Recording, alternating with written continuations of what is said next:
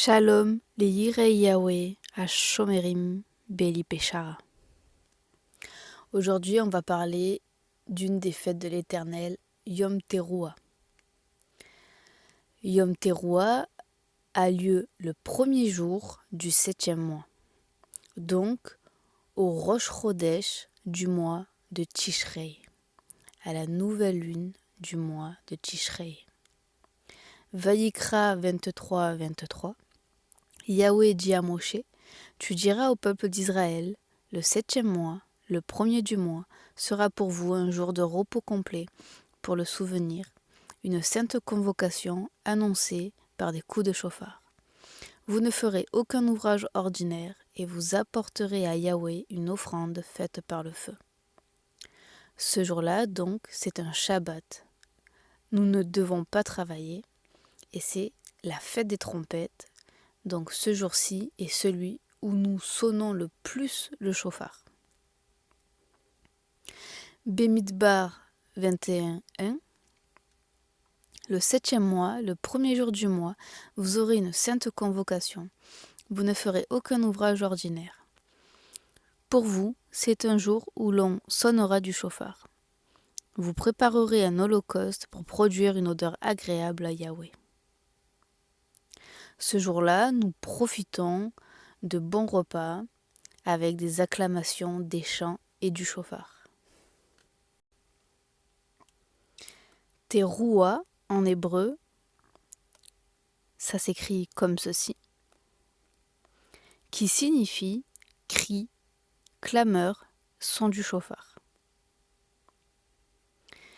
Teruah a une guématria de 681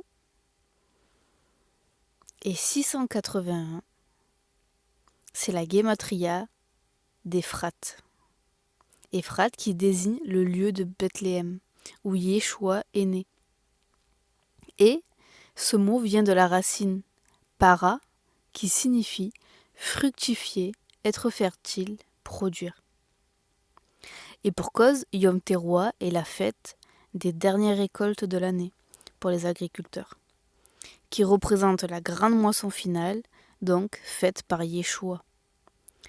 Micha 5:1, mais toi, Bethléem, près d'Éphrate, si petite parmi les clans de Yehuda, de toi sortira pour moi celui qui gouvernera Israël, dont les origines remontent loin dans le passé, aux temps anciens.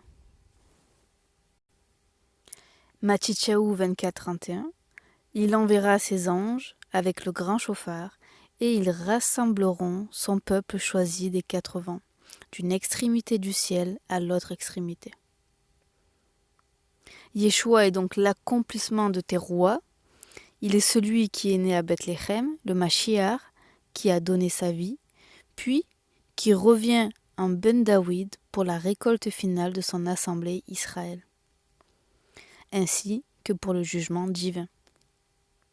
Yom Teruah est la seule fête, en dehors évidemment de la nouvelle année Rosh Hashanah, qui a lieu au dernier moment. On ne sait pas d'avance quand on devra la fêter. Nous devons attendre la lune visible en Israël, qui peut arriver jusqu'à tard dans la soirée, ou bien même seulement le lendemain. Voici pourquoi Yeshua dira, Mattityahu 24:36, quant au jour et à l'heure, personne ne les connaît, ni les anges dans les cieux, ni le Fils, mais le Père seulement. Même si je connais l'année et la fête à laquelle Yeshua va revenir, je ne peux connaître le jour et l'heure qui arrivera soudainement selon la volonté du Père. Par exemple, l'année dernière, lorsque nous étions en train d'attendre la lune pour savoir si nous pouvions fêter ou non Yom Teruah, eh bien, nos prévisions auraient pu être faussées. Nos prévisions ne sont jamais à 100% pour le Rosh Chodesh, pour la nouvelle lune. Et donc, on aurait pu se tenir prêt pour fêter la fête, et en fait, la lune ne serait pas arrivée. Et donc, eh bien, on aurait recommencé le soir d'après à observer le ciel jusqu'à voir apparaître la lune. Et c'est toujours comme ça, nous faisons des prévisions, puisque nous savons à peu près le cycle lunaire, entre 29 et 30 jours. Nous faisons des prévisions des Rosh Chodesh, mais c'est toujours des probabilités. Voilà, nous ne savons jamais de manière certaine à quel jour va apparaître le Rosh Chodesh, la nouvelle lune. Et donc c'est merveilleux puisque nous comprenons pourquoi Yeshua a dit « Quant au jour et à l'heure, personne ne les connaît ». Parce que même si Yeshua revient à la fête de Yom Teruah, même si nous avons reconnu la saison, comme il nous le dit, même si nous avons regardé les arbres, les fruits, même si nous avons été attentifs et que nous savons qu'il va revenir, nous ne pouvons pas connaître le jour et l'heure.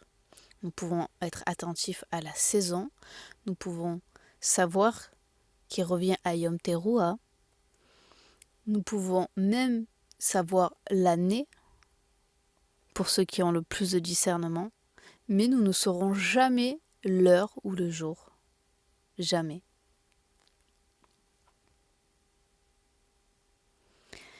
Teruah, si on l'écrit en hébreu antique, ça s'écrit comme ceci. Le Tao est une croix. Le Resh est un roc. Le Waw est un clou. Le Ain, un œil. Et le He, un homme en train de louer Dieu. Donc, cela nous donne comme signification, Teruah en hébreu ancien, le roc, notre Dieu s'est fait homme pour être crucifié à la croix, pour les adorateurs qui ouvrent leurs yeux pour accepter la vérité. Teruah révèle le plan de rédemption de Yahweh pour son assemblée Israël. Dans le Talmud de Babylone, on trouve 3 raisons de sonner le chauffard. 1. Réveiller la repentance. 2. Proclamer Yahweh comme roi. 3. Rappeler le sacrifice d'Yitzhak. Nous avons ici la clé du salut. Se repentir, retourner à la Torah, accepter le sacrifice de Yeshua par la foi, et alors Yahweh, Yeshua, sera notre roi, notre Père. Dans le Midrash, les 2 cornes du bélier sacrifié qui a remplacé Yitzhak représentent le don de la Torah et la rédemption finale. Et pour ça, je vous laisse référer à l'enseignement, le murmure de notre terre. Quant au mois de cette fête, Tishrei, donc Tau, Shin, Resh, Yud, nous donne une gematria de 910. Et lorsque l'on prend le Strong 910, en grec, nous trouvons le mot Baptisteis, qui est Baptiste, le surnom de Yochanan l'immergeur. Et aussi, qui veut dire celui qui baptise, le baptiseur. Mattityahu 3.1.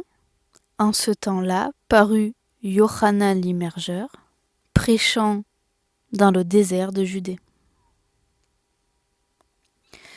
Ensuite, si l'on regarde Strong 910 en hébreu, cela nous donne le mot Badad, qui veut dire seul, à part. Bemidbar 23.9, c'est un peuple qui a sa demeure à part et qui ne fait point partie des nations. Devarim 32.12, l'Éternel seul a conduit son peuple. Donc le mois de Tishrei nous rappelle que Yahweh, celui qui guide son peuple mis à part, est venu se sacrifier quand? Après que le chemin ait été aplani par Yochanan, le plus grand prophète. Et de même, ici, maintenant, à la fin des temps, dans notre temps à nous, Yeshua ben David, notre berger, revient. Il reviendra quand? Après que ses oins aient préparé son chemin. Panou derrière Yahweh. Donc ouvrez vos haïns, car ces deux oins sont juste devant vous. Shabbat Shalom, brebis d'Israël. Lo ohavim oti. Tisneu oti. Lo irpatli.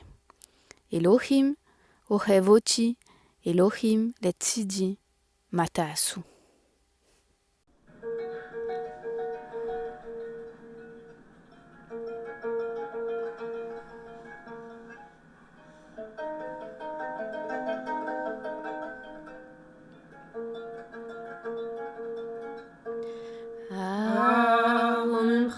Adonai, ki diritani,